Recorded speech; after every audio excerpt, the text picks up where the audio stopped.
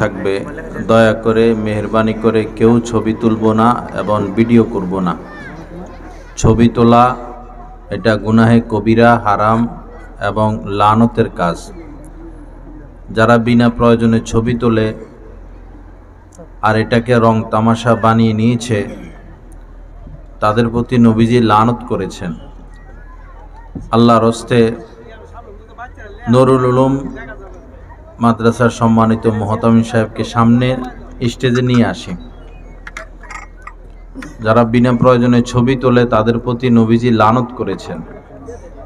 দ্বীনি মজলিসগুলো এই ছবি তোলা এবং ভিডিও করার কারণে নূরহীন হয়ে যাচ্ছে, বরকতহীন হয়ে যাচ্ছে। আমরা আল্লাহ পাকের দিকে মোতাওয়াজ্জো হয়ে অল্প সময় কথা হবে, কথাগুলো শোনার চেষ্টা করব। আল্লাহ পাক সবাইকে তৌফিক দান করেন।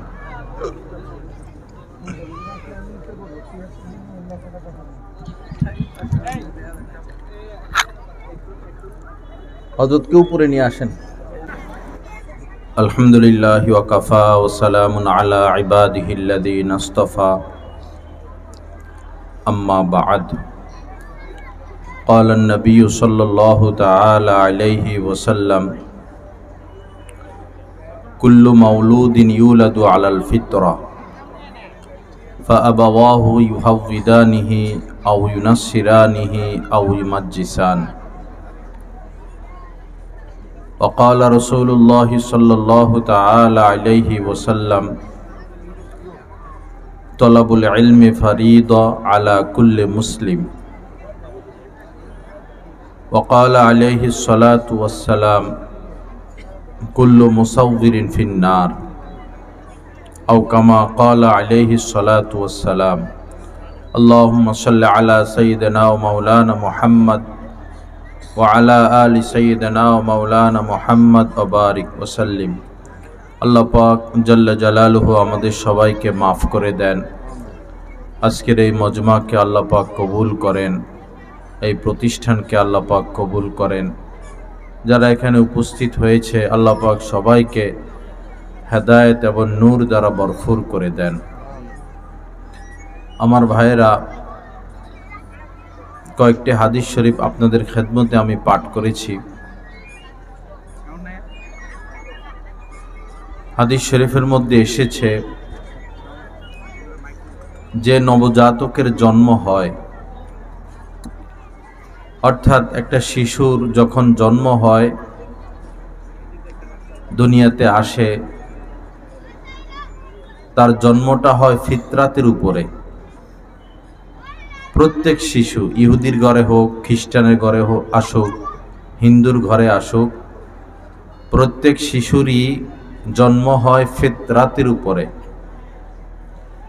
ফিতরাত মানে হলো সঠিক মনন, অর্থাৎ স্বচ্ছ পরিচ্ছন্ন গুণামুক্ত এক জিন্দিগির উপরে প্রত্যেক শিশুরই জন্ম হয়। তার কোনো গুনাহ থাকে না, তার কোনো পাপ থাকে না। ফাআবাওয়াহু ইউহাউইদানিহি আও ইউনাসসিরান। অতঃপর এই বাচ্চাটার মা বাবা যদি ইহুদি হয়, এক পর্যায়ে বাচ্চাটাও ইহুদিই হয়ে যায়। বাচ্চাটার মা বাবা যদি খ্রিস্টান ধর্মের অনুসারী হয়, বাচ্চাটাও এক পর্যায়ে খ্রিস্টান হয়ে যায়। বাচ্চাটার মা বাবা যদি অগ্নি পূজক হয়, বাচ্চাটাও এক সময় আগুনকে পূজা করা শুরু করে দেয়। এ হাদিসে পাকের মধ্যে শিশুর লালন পালন, শিশুকে দিন শিখানো, দিনের উপর চলানো এবং তাদেরকে পাপমুক্ত রাখার সাগর আল্লাহ পাক বর্ণনা করে দিয়েছেন। এই হাদিস দ্বারা বোঝা যায় মা বাবার স্বভাব চরিত্র, মা বাবার আমল আখলাক, মা বাবার ধর্ম, মা বাবার আচার আচরণ, মা বাবার আমল আখলাক অনুযায়ী শিশুটি বড় হবে। মা বাবার যদি মিথ্যা কথা বলার অভ্যাস থাকে, এই শিশুটিও মিথ্যা শিখে যাবে। মা বাবার ঘরের লোকদের যদি মানুষকে ধোঁকা দেওয়ার অভ্যাস থাকে, এই বাচ্চাটিও ধোঁকা দেওয়া শিখে যাবে।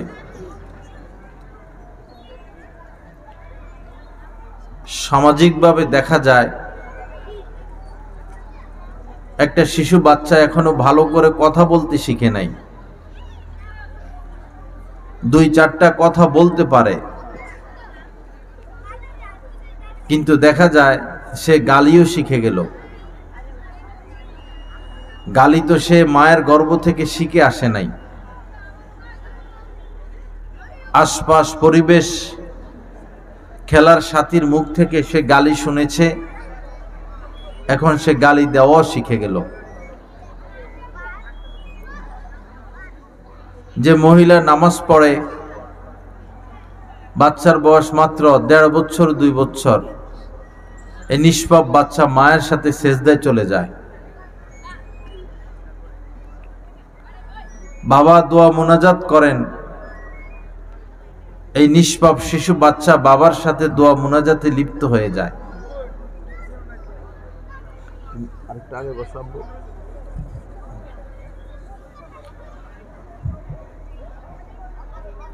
এই বিষয়টা একটি হাদিস থেকেও প্রমাণ পাওয়া যায়।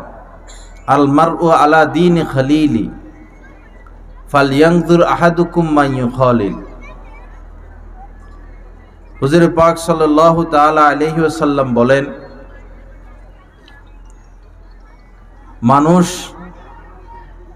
একজন মানুষ তার বন্ধুর আমল আখলাক স্বভাব চরিত্রের আলোকেই গড়ে ওঠে। অর্থাৎ আপনি যার সাথে চলাফেরা করবেন, উঠা বসা করবেন, খেলাধুলা করবেন, লেনদেন করবেন, ঘোরাফেরা করবেন, তার স্বভাব চরিত্র, আমল আখলাক, জীবন পদ্ধতি যেমন, তার দেখা দেখি আপনারও স্বভাব চরিত্র, জীবন পদ্ধতি ওরকম হয়ে যাবে। এজন্য নবীজি বলেন, ফালিয়ানজুর আহাদুকুম মা ইউখালিল। তোমাদের প্রত্যেকেরই উচিত খেয়াল রাখা যে তুমি কার সাথে উঠা বসা করো, বন্ধুত্বতা করো। আল্লাহ পাক জাল্লা জালালু আমাদেরকে দ্বীন শিখার তৌফিক দান করেন, আমাদের বাচ্চাদেরকেও দ্বীন শিখানোর তৌফিক দান করেন। বর্তমান সময়ে মানুষ বেশি অস্থির, বেশি পেরেশান এবং বেশি কষ্টের শিকার হয় সন্তানের আচার আচরণের কারণে।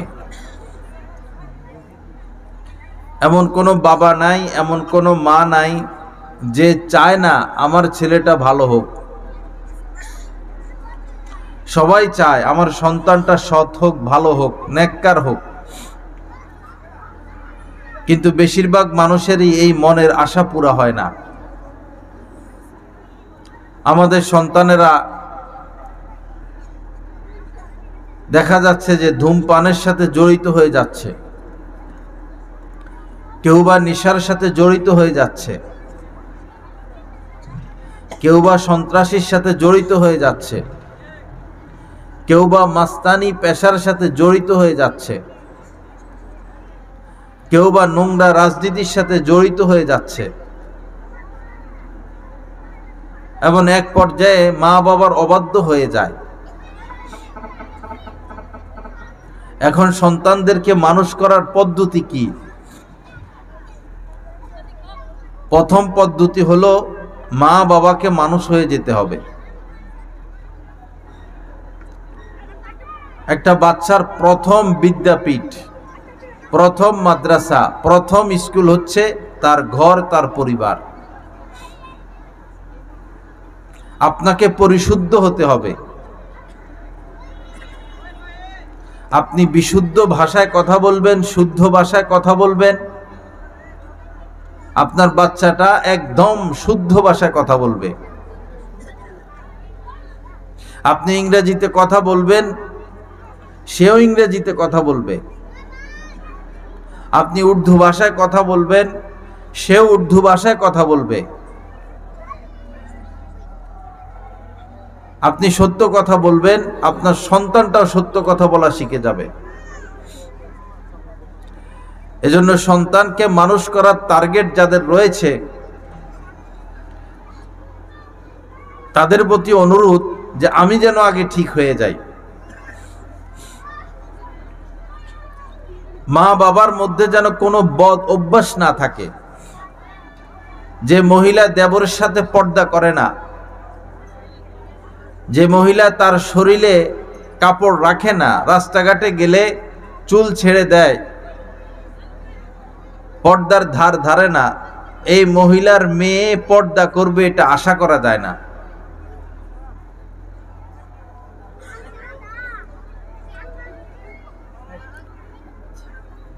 ঘরের মধ্যে যদি দিন ও রাত গান বাজনা চলতে থাকে, সেই ঘরের থেকে ভালো কিছু আশা করা যায় না। সেই ঘরের ছেলে মেয়েদের স্বভাব চরিত্রের ক্ষেত্রে এটা আশা করা যাবে না যে আপনার ছেলেটা হযরত বাইজিদ বুস্তামির মতো হবে, আপনার মেয়েটা হযরত রাবিয়া বসরিয়ার মতো হবে। ঘরকে গান মুক্ত করতে হবে, অশ্লীলতা মুক্ত করতে হবে।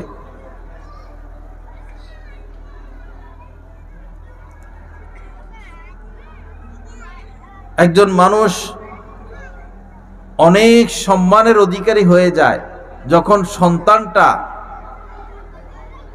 মানুষ হয়। মনে করুন এই এলাকায় যিনি সবচেয়ে সম্মানিত মানুষ, সবাই তাকে চিনে জানে সম্মান করে, তার সন্তানটা সন্ত্রাসীর মধ্যে ধরা খাইল, তার সন্তানটা চুরির মধ্যে ধরা খাইল, তার মেয়েটা কোনো ছেলের সাথে চলে গেল, পরের দিন থেকে এই লোকের আর কোনো সম্মান নাই। তার সারা জীবনের অর্জিত সম্মান একদিনের মধ্যে শেষ। আমরা দেখেছি এলাকার মধ্যে রিক্সা চালায়, গরিব, কেউ তাকে দাম দেয় না, মূল্য দেয় না, সম্মান দেয় না। আল্লাহর ইচ্ছায় ছেলেটা হয়ে গেছে হাফেজ, এই রিক্সাওয়ালার ছেলে হয়ে গেল হাফেজ। এখন এলাকার মসজিদে রমজান মাস আসলো, তারাবি কে পড়াবে? সবাই বলতেছে আমাদের গ্রামের ছেলেই যেহেতু হাফেজ হয়েছে সেই তারাবি পড়াবে। সে তারাবি পড়ানো শুরু করলো। এই সম্মান কি তার না তার বাবার? তার বাবার। এখন আর তাকে কেউ রিক্সাওয়ালা বলে না, ইমাম সাহেবের ছেলে বলে, হাফেজ সাহেবের ছেলে বলে। এমনও দেখা যায় তাকে ইজ্জত করতে গিয়ে আমাদের হাফেজ সাহেবের বাবা তার রিক্সায় উঠে না, যে আমাদের হাফেজ সাহেবের বাবা, আমাদের ইমাম সাহেবের বাবা।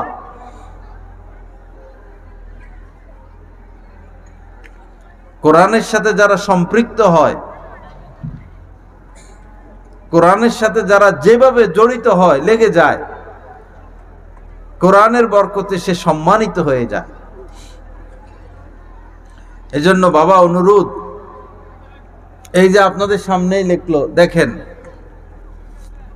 আমি তো বলতে পারি যে বহু matric pass, IA pass, BA pass ছেলে মেয়েদের হাতের লেখা এত সুন্দর না। আপনাদের সামনেই ছোট ছোট বাচ্চারা এই লেখাগুলো লিখছে, আরবি, ইংরেজি, বাংলা। এই নয় যে বোর্ডের মধ্যে আগে লিখে আনা হয়েছে, আপনাদের চোখের সামনেই লিখেছে। আমরা এটাও বলি না যে সকল বাচ্চাদেরকে আপনারা হাফেজ আলেম বানান, এটাও আমরা, ওলামা ইকরাম এটাও বলে না। ওলামা ইকরাম শুধু আপনাদের খেদমতে এতটুকু বলে যে শুধু 3টা বছর পড়ান, প্রাথমিক শিক্ষাটা, নুরানিটা পড়ান। নুরানি পড়াইয়া এরপরে আপনি ইংলিশ মিডিয়ামে পড়ান, বিশ্বের সেরা প্রতিষ্ঠানে নিয়ে যান, স্কুলে পড়ান, কলেজে পড়ান, আমাদের কোনো আপত্তি নাই। কারণ এই বাচ্চার বুনিয়াদি শিক্ষা হয়ে গেছে, সে এখন নামাজ পড়া শিখে গেল, সে এখন কোরআন তেলাওয়াত শিখে গেল, সে এখন মায়ের মর্যাদা শিখে গেল, সে এখন বাবার মর্যাদা শিখে গেল। আপনি মারা গেলে আপনার জানাজাটাও সে পড়াইয়া দিতে পারবে। আমরা আল্লাহর উপর ইয়াকিন করে বলতে পারি 3 বছর নুরানি পড়ার পর কোনো বাচ্চা জীবনে নাস্তিক হবে না। ইংরেজরা এই দেশ থেকে যাওয়ার পর তারা মন্তব্য করেছিল যে আমরা ভারতবর্ষ ছেড়ে এসেছি সত্য, কিন্তু আমরা এমন এমন নিয়ম করে এসেছি, হাজার হাজার বছর এই ভারতবর্ষ আমাদের আইন অনুযায়ী চলবে। বাস্তবে এখনো চলতেছে। এমন এমন কানুন তারা করে গেছিল, যেমন সহশিক্ষা। ইংরেজরা এই দেশে সহশিক্ষা চালু করেছিল। আমাদের উলামা ইকরাম বলেন, ফেরাউন শত শত শিশু বাচ্চাকে জবাই করে মুসলমানদের এত ক্ষতি করতে পারে নাই। ইংরেজরা এই মুসলিম রাষ্ট্রের মধ্যে সহশিক্ষা চালু করে মুসলমান ছেলে মেয়েদের যতটা ক্ষতি করে গেল।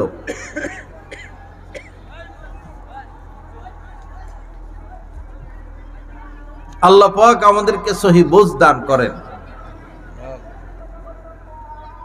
স্কুলে পড়ানো নিষেধ না, কলেজে পড়ানো নিষেধ না, পড়ান, তবে যেখানে সহশিক্ষা সেখানে নয়।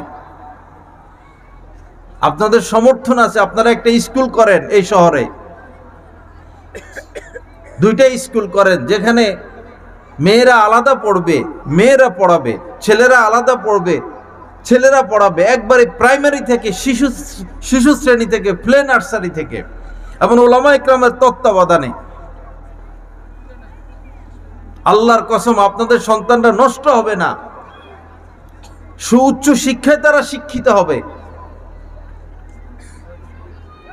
বিভিন্ন রাষ্ট্রের মধ্যে স্কুল, কলেজ, ভার্সিটিতে নাস্তিক রাষ্ট্রগুলোর মধ্যে দেখা যাচ্ছে ছেলে মেয়েদেরকে আলাদা করে দিচ্ছে, বাটন মোবাইল পর্যন্ত দিচ্ছে না। ভারতে বহু ভার্সিটি, চীনে বহু ভার্সিটি, রাশিয়ায় বহু ভার্সিটি, এরকম ছেলে মেয়েদেরকে বাটন মোবাইল পর্যন্ত তারা দিচ্ছে না। আমাদের ভার্সিটিগুলো তো ওপেন, এটা মেয়েদের হল, এটা ছেলেদের হল, আপনি বুঝবেনই না। ছেলেদের হলে মেয়েরা ভর্তি, মেয়েদের হলে ছেলেরা ভর্তি। রাত 12টা বাজে, 1টা বাজে, 2টা বাজে, মেয়েরা হল থেকে বের হয়ে যাচ্ছে, হলে ঢুকতেছে, বাধা নাই। মেয়েরা হচ্ছে না কেসাতুল আকল, তাদের জ্ঞান বুদ্ধি অর্ধেক। তারা তাদের সতীত্ব রক্ষা বুঝবে না, তারা সুযোগ পেলে যে কোনো পাপে লিপ্ত হয়ে যাবে। অভিভাবকের দায়িত্ব হচ্ছে তাদেরকে চোখে চোখে রাখা, দেখে দেখে রাখা। আপনি উচ্চ শিক্ষার জন্য তাকে এমন ভার্সিটিতে পাঠিয়েছেন যেখানে সে স্বাধীন, মন চাইলো ক্লাস করলো, মন চাইলো পার্কে চলে গেল, মন চাইলো হোটেলে চলে গেল। বিপদে পা দিবেন না বাবা, ওয়ালা তুলকু বিআইদিকুম ইলা তাহলুকা। আল্লাহ পাক বলেছেন, তোমরা নিজেরা নিজেদেরকে ধ্বংসের দিকে ঠেলে দিও না। আল্লাহ পাক জাল্লা জালালু আমাদেরকে বুঝা এবং আমল করার তৌফিক দান করেন। আমাদের বাচ্চাদের ক্ষেত্রে সতর্কতা নসিব করেন। আমি স্কুল কলেজের বই পুস্তকগুলো মাঝে মধ্যে দেখি, মনে কষ্ট নিবেন না। হাফ প্যান্ট পরা মেয়ে, ছবির মধ্যেই ছবি বানাইছে, হাফ প্যান্ট পরা, চুলগুলো ছাড়া, মেয়ে এক পাশে, ছেলে আর এক পাশে, কথা বলা শিখাইতেছে। বইয়ের মধ্যে কথা বলা শিখাচ্ছে, হাউ আর ইউ। মেয়ে বলতেছে আই এম ফাইন, বা বাংলা কথা বলা শিখাচ্ছে। আমি খাবো না, তুমি চা খাইবা? তোমার নাম কি? ছেলে বলতেছে আমার নাম রনি। মেয়ে বলতেছে তোমার নাম কি? ছেলে বলতেছে তোমার নাম কি? সে বলে আমার নাম পাখি। তো এই যে শিশু প্লে নার্সারি বাচ্চাদেরকে মেয়েটারে পরাইছে হাফ প্যান্ট, তার মানে হাফ প্যান্ট পরানো শিখাচ্ছে। এরপরে নামগুলো উল্টা পাল্টা, মুসলমানদের নাম না। এবং ছেলে মেয়েকে নার্সারি থেকে কথা বলা শিখিয়ে তাদের মধ্যে গল্প স্বল্প করার একটা অভ্যাস সৃষ্টি করে দিচ্ছে। বাচ্চারা কার্টুন দেখতে অভ্যস্ত। আমরা অভিভাবকরা কার্টুনকে কোনো কিছু মনে করি না, গভীর দৃষ্টিতে কার্টুনের দিকে তাকাই না। আল্লাহর কসম, আপনি একটা কার্টুনের দিকে গভীরভাবে তাকায় দেখেন কি শিখাচ্ছে কার্টুনের মাধ্যমে আমাদের বাচ্চাদেরকে। মেয়েগুলো হাফ প্যান্ট পরা, চুলগুলো ছাড়া, ছেলেগুলো হাফ প্যান্ট পরা, ছোট ছোট বাচ্চাদেরকে প্রেম শিখাচ্ছে, কথাবার্তা বলা শিখাচ্ছে, বন্ধুত্ব হওয়া শিখাচ্ছে। আল্লাহ পাক সহি বুঝ দান করেন। আল্লাহ পাক আমাদেরকে, আমাদের সন্তানদের প্রতি খেয়াল রাখার তৌফিক দান করেন। মাদ্রাসাগুলোতেও একদম নুরানি থেকে ছেলে মেয়ে একসাথে পড়ানোর পরামর্শ উলামা ইকরাম দেন না। নুরানি হোক, এখন ছোট বলতে কোনো কথা নাই। আগের জামানায় আমরা 12, 13, 15, 20 বছরে যেটা বুঝতাম, এখন 6-7 বছরের ছেলে মেয়েগুলো বুঝে। এজন্য শিশু শ্রেণী থেকে, নুরানি থেকেই মেয়েরা আলাদা পড়বে, ছেলেরা আলাদা পড়বে। মেয়েদেরকে মেয়েরা পড়াবে, ছেলেদেরকে ছেলেরা পড়াবে। এমনকি মহিলা মাদ্রাসাগুলোতে উলামা ইকরাম বর্তমানে পরামর্শ দিচ্ছেন যে পুরুষ পড়াবে না, যেহেতু যথেষ্ট পরিমাণ আলেমা তৈরি হয়ে গেছে এই দেশে। দাওরা পর্যন্ত মেয়েদেরকে পড়ানোর মতো আলেমা একদম মজুদ। এজন্য বর্তমানে আর মহিলা মাদ্রাসাগুলোতে পুরুষ শিক্ষকের পরামর্শ দিচ্ছেন না উলামা ইকরাম। কারণ ফিতনা আর ফিতনা, ফিতনা আর ফিতনা, ফিতনা আর ফিতনা। একটা কালো পর্দা দিয়ে ওই পাশে যুবতী মেয়েরা বসবে, এই পাশে একটা যুবক ছেলে তাকে পড়াবে, মাসলা শেখাবে। এটা এখন আর জায়েজ বলেন না উলামা ইকরাম। আমাদের সতর্ক হওয়ার সময় এসে গেছে। আল্লাহ পাক আমাদেরকে সতর্কতা নসিব করেন। আমিন। স্বাভাবিকভাবে মেয়েরা পর্দা শুরু করবে সাবালেক থেকে, কিন্তু এখন মাইন্ডের দিক থেকে, মন মানসিকতার দিক থেকে 6-7 বছরে সাবালেক হয়ে যায়, বালেক হয়ে যায়, সাবালেক হয়ে যায়। পত্রপত্রিকা আসতে থাকে এই নিষ্পাপ, এই নাবালেক ছেলে মেয়েরা জিনায় লিপ্ত হয়, পাপে লিপ্ত হয়। কারণ ঘরের মধ্যে জন্মের পর থেকে টেলিভিশনে এগুলো দেখে। একজন মা, সে যখন টেলিভিশন দেখে তো তার কোলে তার বাচ্চাটা থাকে। বাচ্চার বয়স হয়তো 1.5 মাস, হয়তো 2 বছর, হয়তো 2.5 বছর। নায়কেরা নাচানাচি করে, অশ্লীলতা করে, বেহায়াপনা করে।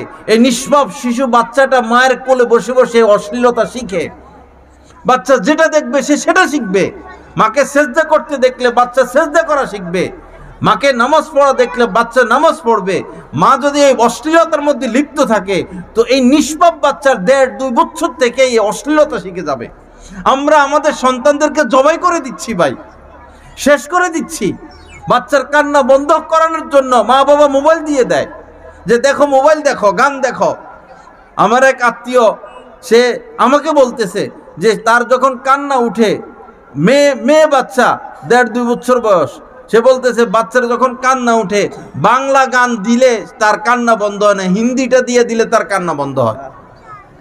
যখন হিন্দিটা দেওয়া হয় ওখানে তো আরো লুঙ্গপনা, তখন তার কান্নাটা বন্ধ হয়।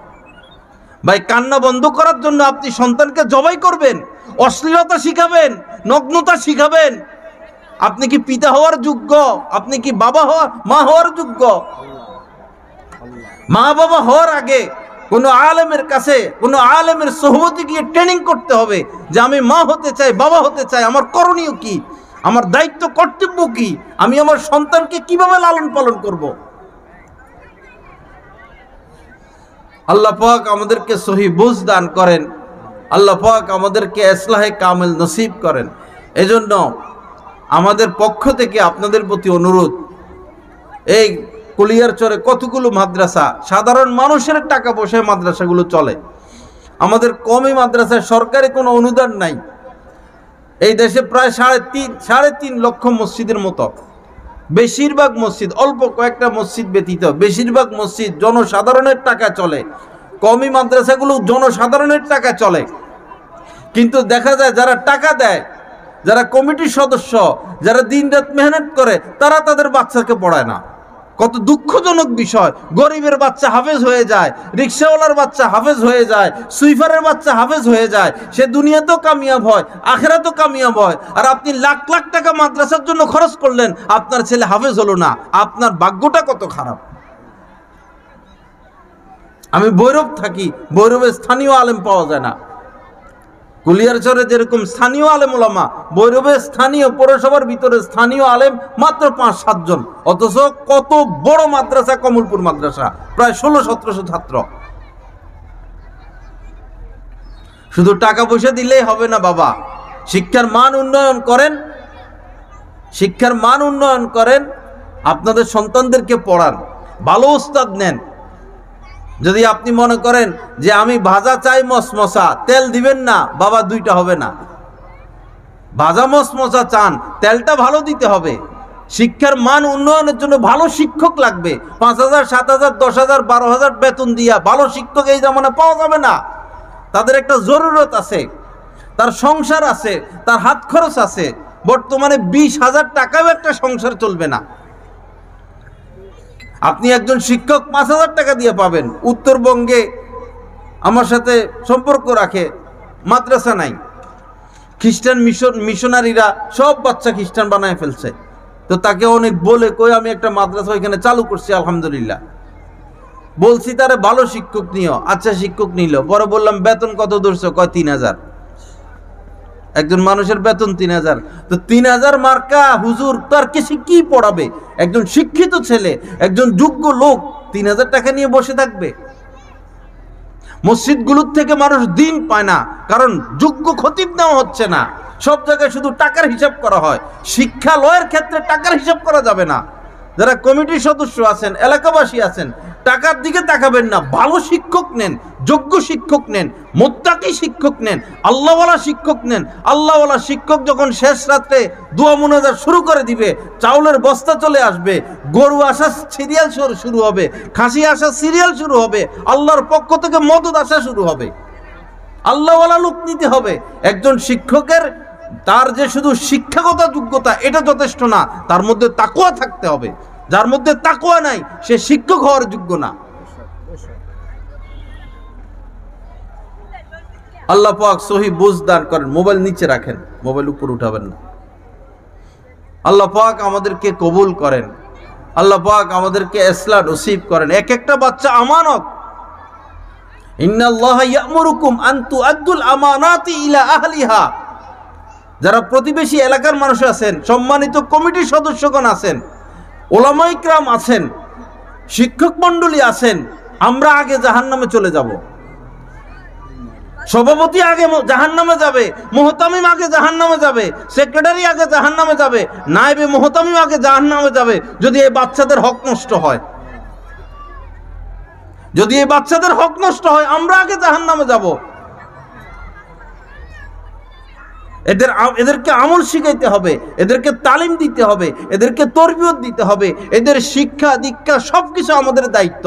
এটা অনেক বড় আমানত। খেয়ানত হইলে আল্লাহর কাছে আমরা ধরা খেয়ে যাব। আমরা বয়ান করি, আমরা ধরা খেয়ে যাব যদি আমরা হক কথা না বলি, যদি আমরা বাস্তব কথা না বলি। কুল্লুকুম রাঈন ওয়া কুল্লুকুম মাসউলুন আন রাইয়াতিহি। নবীজি বলেছেন তোমরা প্রত্যেকেই জিম্মাদার, তোমাদের প্রত্যেকের উপরে কিছু না কিছু জিম্মাদারি আছে। যার উপরে যে জিম্মাদারি দেওয়া আছে, সে যদি সে জিম্মাদারি পালন না করে তো সে আল্লাহর কাছে ধরা খাবে। একজন শিক্ষক, তাকে যদি তার 9টা থেকে ক্লাস শুরু হয়, তাকে 9টা বাজে উপস্থিত হইতে হবে। 9টা থেকে যদি 10টা পর্যন্ত ক্লাস, 45 মিনিটের ক্লাস হয়, দর্স হয়, এই 45 মিনিট তিনি এটা ছাত্রদের হক, এই 45 মিনিট তিনি ক্লাসে থাকবেন। তিনি এই সময় কোনো ফোন রিসিভ করবেন না, এই সময় তিনি ব্যক্তিগত কোনো কাজ করতে পারবেন না, তাহলে তিনি খেয়ানত করলেন। একটা বাচ্চার 1 মিনিট খেয়ানত হলে যদি 40টা বাচ্চা থাকে, তিনি 40 মিনিট খেয়ানত করলেন, তিনি আল্লাহর কাছে কি জবাব দিবেন?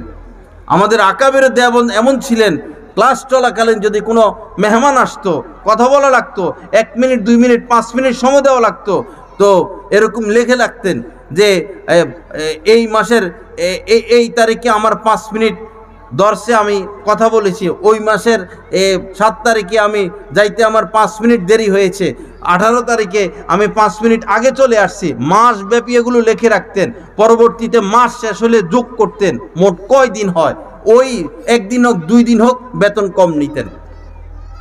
আমাদের আকাবেরের দিন এমন ছিলেন, আকাবেরের দেবন এমন ছিলেন। আল্লাহ পাক সহি বুঝ দান করেন। যারা জায়গা দিয়ে গেছেন, যারা জায়গা ওয়াকফ করে গেছেন, এখন দুনিয়াতে নাই, তাদের কাছে আমাদের জবাবদিহিতা আছে। তারা ধরবে যে আমরা জায়গা দিয়ে এসেছি, আমরা ভবন করে এসেছি, আমরা প্রতিষ্ঠান প্রতিষ্ঠিত করে এসেছি, তোমরা আমাদের পরবর্তী উত্তরসূরি, তোমরা কেন প্রতিষ্ঠান ধরে রাখতে পারলা না? প্রতিষ্ঠানের পড়ালেখার মধ্যে কমতি কেন? রেজাল্ট ভালো আসে না কেন? আমল আখলাক সুন্দর হয় না কেন? কুল্লুকুম রাঈন ওয়া কুল্লুকুম মাসউলুন আন রাইয়াতিহি, তোমরা প্রত্যেকে জিম্মাদার। যার যার জিম্মাদারির ব্যাপারে তাকে হিসাব দিতে হবে আল্লাহ পাকের দরবারে। আল্লাহ হিসাব নিবেন। আল্লাহ পাক সহি বুঝ দান করেন। একটা প্রতিষ্ঠান উঠাতে হলে প্রথম যেটা পদক্ষেপ সেটা হলো ভালো শিক্ষক। ভালো শিক্ষক, যোগ্য শিক্ষক। শুধু পড়াইতে পারার নাম যোগ্যতা না, তার মধ্যে তাকওয়া থাকতে হবে। তিনি নিজে ফেসবুক আইডি খুলে সারাদিন ফেসবুক টিপে, তিনি তো কওমি মাদ্রাসার শিক্ষক হওয়ার যোগ্য না। আমার কথা স্পষ্ট কথা।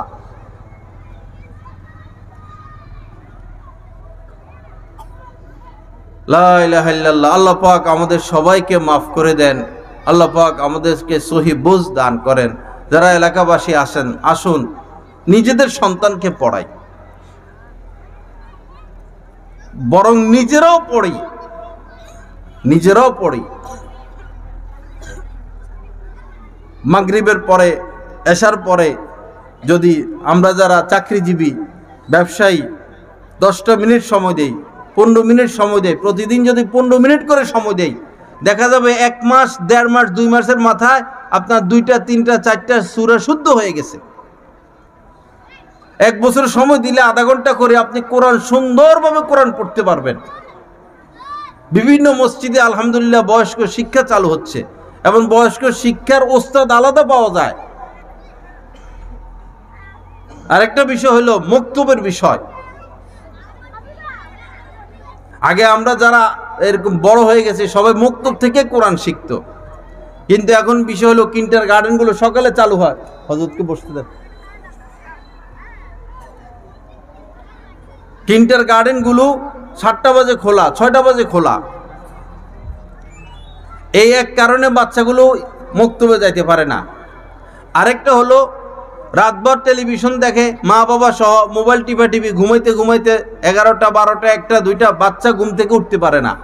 স্কুল যদি 8টা থেকে হয়, স্কুল যদি 9টা থেকে হয়, কোনো রকম 9:15টা বাচ্চা ঘুম থেকে উঠে। যার কারণে আমাদের সন্তানরা মুক্তবমুখী না, ক্ষতির সম্মুখীন হয়ে যাচ্ছি। আমাদের হাফিজ হুজুর রহমতুল্লাহ আলাইহির এক ইচ্ছা ছিল যে 68,000 গ্রামে 68,000 মুক্তব প্রতিষ্ঠা করা। হযরত বলে গেছেন, আমাদেরকে উদ্বুদ্ধ করে গেছেন, কিন্তু আমরা মাহরুম, আমরা পারি না মুক্তব প্রতিষ্ঠা করতে। আলাদা একটা ঘর করা উচিত, এটা মুক্তব। এই মুক্তব পড়ানোর জন্য আলাদা শিক্ষক নেওয়া। সকালে এক বেশ পড়াবেন, 12টার জোহরের আগে এক বেশ পড়াবেন, জোহরের পরে এক বেশ পড়াবেন, আসরের পরে এক বেশ পড়াবেন, মাগরিবের পরে এক বেশ পড়াবেন, এশার পরে এক বেশ পড়াবেন। আল্লাহর রাস্তে সাধারণ মানুষ আপনারা এই ব্যাপারে উদ্যোগী হন। মসজিদের মুয়াজ্জিন সাহেবরে দিয়ে মুক্তব পড়াবেন, উনি আর কতটুকু পড়ালেখা জানেন? সব জায়গায় সকালবেলা মুক্তব পড়ায় মসজিদের মুয়াজ্জিন সাহেব। তো মসজিদের মুয়াজ্জিন সাহেব তো ট্রেনিং প্রাপ্ত না। আপনি ভাজা চাইবেন মশমশা, তেল দিবেন না, কাজ হবে না তো। এরপরে দেখা যায় মুক্তবের মধ্যে বাচ্চা আসে 40টা, 50টা, 60টা। তো উনি পড়ালেখা করাবে না কন্ট্রোল করাবে, কারে পড়া দিবে, কার থেকে পড়া নিবে? কেউ পড়ে কায়দা, কেউ পড়ে আমপারা, কেউ পড়ে কোরআন শরীফ। মানুষ একজন, বাচ্চা 60-70টা। তো সময় নষ্ট হচ্ছে, খেয়ানত হচ্ছে। প্রত্যেক মাদ্রাসার সাথে সাথে বা মসজিদ সাথে আলাদা একটা ঘর, এটা মুক্তব ঘর। আমাদের বাচ্চাদের যখন আসার সুবিধা হয়, কারো আসরের পরে সুবিধা হবে, কারো আসরের আগে সুবিধা হবে, 5টা বাচ্চা হোক, 10টা বাচ্চা হোক, আলাদা মুক্তব ঘর তৈরি করা, আলাদা শিক্ষক তৈরি করা। এটার জন্য আলাদা শিক্ষক রাখা। উনি শুধু মুক্তবের উস্তাদ, উনারা দিয়ে মসজিদেও কোনো কাজ নেওয়া হবে না, উনি খাদেমও না, উনি মুয়াজ্জিনও না, উনি এই শুধু বেস উনি মুক্তব পড়াবে। আল্লাহর রাস্তে বাবা কিছু উদ্যোগ নেই। বহু মানুষ আছে বাপ মারা গেছে বাপের কবরে যায় না, মা মারা গেছেন মায়ের কবরের কাছে যায় না। ভাই কেন কবর জিয়ারত করেন না কেন? হুজুর আব্বা আম্মা কিছু শিখে নেই, আব্বা আম্মা কিছু শিখে নেই, কিছুই পারে না, সূরা ফাতিহাও পারে না। সূরা ফাতিহাও পারি নাই তো আমি কবরে যেয়ে কি করব? 6 বছর ধরে মুক্তব পড়ে, এখনো সে এই আলিফ বা উচ্চারণ করতে পারে না। প্রত্যেকটা মুক্তবের এই অবস্থা। আল্লাহ পাক আমাদেরকে কিছু সিদ্ধান্ত নেওয়ার তৌফিক দান করেন। আল্লাহ পাক আমাদের সন্তানদেরকে মানুষের মতো মানুষ হওয়ার তৌফিক দান করেন। আল্লাহ পাক এই মাদ্রাসাকে কবুল করেন। আমাদের সবাইকে এই প্রতিষ্ঠানের দিকে খেয়াল রাখার তৌফিক দান করেন। তো শুরুতে আমি বলেছিলাম কুল্লুকুম রাঈন ওয়া কুল্লুকুম মাসউলুন আন রাইয়াতিহি। উপরে মেহমানকে উপরে দিয়ে দেন না, স্টেজে দিয়ে দেন। লা ইলাহা ইল্লাল্লাহ।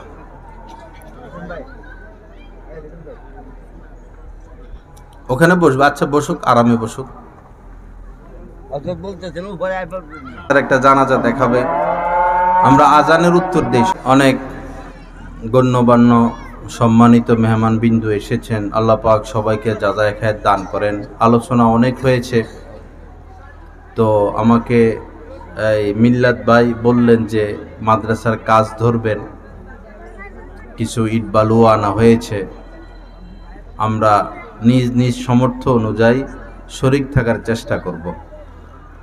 মাশাআল্লাহ এই পরিবেশটা অনেক সুন্দর লাগলো। এখানে মাদ্রাসা, পাশে মসজিদ, পাশে ঈদগাহ এবং গোরস্থানটা খুবই পছন্দ হলো। গোরস্থান এমনই হওয়া চাই। বিভিন্ন জায়গায় গোরস্থান এমন যে জঙ্গলে ভরপুর, দেখতে ভয় লাগে, বাঁশ গাছ, এই বন জঙ্গলে ভরপুর। গোরস্থান পরিষ্কার হওয়া চাই। আল্লাহ পাক কবুল করেন, নূর দ্বারা ভরপুর করেন এবং আমাদেরকে মিলেমিশে মহব্বতের সাথে অগ্রসর হওয়ার তৌফিক দান করেন। ভাইরা, আমরা আজকে আসি, কবে যে চলে যায় কেউ জানি না। টাকা পয়সা সব জমিনের উপরে থাকবে, আমি যাব আর আমার আমল যাবে। নবীজি বলেছেন যে কোনো মানুষ মারা গেলে এই মৃত ব্যক্তির সাথে 3 জিনিস যায়। যারা মারা যায় একজন মৃত ব্যক্তির সাথে গোরস্থান পর্যন্ত, কবর পর্যন্ত 3 জিনিস যায়। 2 জিনিস চলে আসে, 1 জিনিস থেকে যায়। মৃত ব্যক্তির সাথে তার আত্মীয় স্বজন যায়, কবর দিয়া হয়তো 2-4-5 মিনিট পরে চলে আসে। মৃত ব্যক্তির সাথে কিছু মাল সামানা যায়, খাটিয়া যায়, খন্তা, কুড়াল, খন্তা, দা, বটি, কোদাল এগুলো যায়, চাদর যায়, এগুলো আবার নিয়ে আসে। মৃত ব্যক্তির সাথে তার আমলও যায়, ওই আমলটা থেকে যায়। আমল যদি ভালো হয় এই কবরে তার সাথে ভালো ব্যবহার করা হবে। আমল যদি খারাপ হয় তো সে যত বড় প্রভাবশালী হোক না কেন, কবরে কোনো সুযোগ নাই। আমল অনুযায়ী আমল অনুযায়ী তার সাথে ব্যবহার। হাত্তাকে আমাদের নবীজি তার মেয়েকে এবং তার ফুফুকে বলেছেন, ইয়া সফিয়াতু আম্মাতা মুহাম্মাদিন, হে মুহাম্মদের ফুফু সফিয়া, ইয়া ফাতেমাতু বিনতা মুহাম্মদ, হে মুহাম্মদের মেয়ে ফাতেমা। নিজের কলিজার টুকরা মেয়েকে বলতেছেন, ফুফুকে বলতেছেন, আনফুসাকুমা মিনান নার, তোমরা নিজেদেরকে নেক আমল করে করে জাহান্নামের আগুন থেকে বাঁচাও। ফা ইন্নী লা উগনি আনকুমা মিনাল্লাহি শাইআ, আমি আল্লাহর আযাব থেকে তোমাদেরকে বাঁচানোর কোনোই ক্ষমতা রাখি না। বাবা, জাহান্নামের আযাব এটা কোনো স্বাভাবিক না। দুনিয়ার আগুনের চেয়ে 70 গুণ তেজ বেশি, 70 গুণ তেজ বেশি। যারা জাহান্নামী কাফের, মৃত্যুর পর আর কোনোদিন তারা কোনো খাদ্য পাবে না, কোনো পানি পাবে না। খালিদিনা ফিহা, এই আগুনেই তাদেরকে জ্বলতে হবে। আল্লাহ পাক এই জাহান্নামের আগুন থেকে আমাদেরকে হেফাজত করেন। আমাদের সন্তানদেরকে দিন শিখানোর তৌফিক দেন এবং আমাদেরকেও দিন শিখানোর তৌফিক দেন। এই ফিতনা ফাসাদের জামানায় কম বেশ সকল দিনই কাজের মধ্যেই ফিতনা লেগে গেছে। এখন সাধারণ মানুষদের জাহান্নাম থেকে বাঁচার এবং হকের উপর চলার সহজ একটা রাস্তা হলো হক্কানি ওলামায়ে কেরামের সোহবতে আসা যাওয়া, হক্কানি ওলামায়ে কেরামের সাথে চলাফেরা করা। আলহামদুলিল্লাহ আমাদের দেশের প্রায় মসজিদগুলোর ইমাম সাহেব দাওরা হাদিস পাস এবং স্থানীয়ভাবে অবশ্যই আলেম ওলামা আছেন। আপনাদের প্রতি অনুরোধ, যাকে আপনার ভালো লাগে, যার কথায় আপনার আসর হয়, এরকম একজন আলেমের হাত ধরেন, তার সাথে দেখা করেন, মাঝে মধ্যে তার সাথে বসেন, পরামর্শ করেন, উঠা বসা করেন, চা নাস্তা করেন। এই শেষ জামানায় এটাই হচ্ছে দ্বীনের উপর টিকে থাকার সবচেয়ে বড় রাস্তা। এটা আমার কথা নয়, এটা আল্লাহ পাক বলেছেন, ইয়া আইয়ুহাল্লাযীনা আমানুত্তাকুল্লাহ, হে ঈমানদারেরা তোমরা তাকওয়া অবলম্বন করো, গুনাহ থেকে বেঁচে থাকো। রাস্তা কি?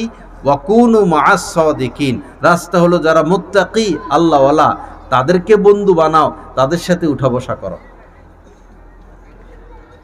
আমরা সবারই একজন ডাক্তার আছে, ওই অসুখ হইলে সেই ডাক্তারের সাথে আমরা যোগাযোগ রাখি। আবার সরকারি লাইনে, প্রশাসনিক লাইনে কোনো ওসি, কোনো ডিসির সাথে, যারা বড় বড় ব্যবসায়ী সম্পর্ক রাখে, কোনো সমস্যা হলে তার সাথে যোগাযোগ রাখে। এলাকার কোনো ময় মুরব্বী, যারা দুনিয়ার লাইনে ময় মুরব্বী, তাদের সাথে মানুষ হাত রাখে, কোনো বিপদ হলে তার থেকে সহযোগিতা নেয়। বাবা, আখেরাতের বিপদ তো এই দুনিয়ার বিপদ থেকে কোটি কোটি গুণ বড়। সেই আখেরাতের বিপদ থেকে বাঁচার জন্য একজন আলেমের সাথে সম্পর্ক রাখি। দুনিয়াতেও আমি ফায়দা পাবো, আখেরাতেও ফায়দা পাবো। আল্লাহ আমাদের সবাইকে তৌফিক দান করেন। আল্লাহ পাক এই মাদ্রাসাকে কবুল করেন, এই প্রতিষ্ঠানকে কবুল করেন। কমিটির সকল সদস্যদেরকে আল্লাহ পাক উত্তম থেকে উত্তম বদলা দান করেন ইনশাআল্লাহ। এবং আসাতেজা উস্তাদবৃন্দ যারা আছে, আল্লাহ পাক তাদেরকেও তাকওয়ার জিন্দেগি নসিব করেন। আপনারা যারা মেহমান হিসাবে এসেছেন, আল্লাহ পাক আপনাদের এই আসা যাওয়াকে কবুল করেন এবং এর বরকতে আল্লাহ পাক আমাদের সবাইকে মাফ করে দেন। তবে যে কথাগুলো আলোচনা আমাদের হয়েছে, যে এক হলো স্কুল প্রতিষ্ঠা করা, যে স্কুলে মেয়েরা আলাদা পড়বে, ছেলেরা আলাদা পড়বে, মেয়েদেরকে মেয়েরা পড়াবে, ছেলেদেরকে ছেলেরা পড়াবে। ছেলেদের স্কুলে একজন আলেম রাখবেন, মেয়েদের স্কুলে একজন আলেমা রাখবেন, তারা দিন শিখাবে। সরকারি সিস্টেম থাকুক বা না থাকুক, ক্লাস শুরু হওয়ার আগে 15 মিনিট কোরআন পড়াবে, 20 মিনিট কোরআন পড়াবে। একটা 1-এর বাচ্চা তারা 10টা হাদিস শিখিয়ে দিবে, 5-এ পড়ে তারা 20টা হাদিস শিখিয়ে দিবে। এই হাদিস তার ভিতরে থাকবে, সে জীবনে দুর্নীতি করবে না। আমাদের বড় বড় নেতারা, আমাদের সংসদে যারা বসে, বেশিরভাগই চুরির সাথে সম্পর্ক, দুর্নীতির সাথে সম্পর্ক। এটার কারণ হলো তাদের সিনার ভিতরে কোরআন নাই। হযরত এখানে বসা, যার সিনার ভিতরে কোরআন নাই তার সিনা অন্ধকার। যার এই সিনার ভিতরে কোরআন নাই তার সিনা অন্ধকার। যদি এই স্কুল থেকে কিছু আয়াত মুখস্থ থাকতো, কিছু হাদিস মুখস্থ থাকতো, কিছু মাসলা মাসাইল তারা জানতো, এভাবে দেশের সম্পদ বিদেশে যাইতো না, তারা আল্লাহকে ভয় করত। দ্বিতীয় কথা আমি যেটা বলেছিলাম, আলাদা মুক্তব কায়েম করা এবং মুক্তবের জন্য আলাদা একজন মুআল্লিম নেওয়া। মেয়েদের জন্য আলাদা মুক্তব, ছেলেদের জন্য আলাদা মুক্তব। ছেলে মেয়েদেরকে মুক্তব থেকে আলাদা রাখা। ছেলেরা ছেলেদের সাথে খেলবে, মেয়েরা মেয়েদের সাথে খেলবে। আল্লাহ পাক জাল্লা জালালু আমাদের সবাইকে এই কথাগুলোর উপর আমলের তৌফিক দান করেন। এখন আমাদের বাচ্চারা, এই ছোট ছোট বাবুগুলো জানাজা পড়াই আপনাদেরকে দেখাবে। হ্যাঁ, ইনশাআল্লাহ আমরা এটা থেকে শিক্ষা গ্রহণ করব। শেষ পর্যন্ত আল্লাহ পাক আমাদের সবাইকে থাকার তৌফিক দান করেন। ওয়া আখিরু দাওয়ানা আলহামদুলিল্লাহি রাব্বিল আলামিন ওয়া সাল্লাল্লাহু আলা নবিয়্যিল কারীম।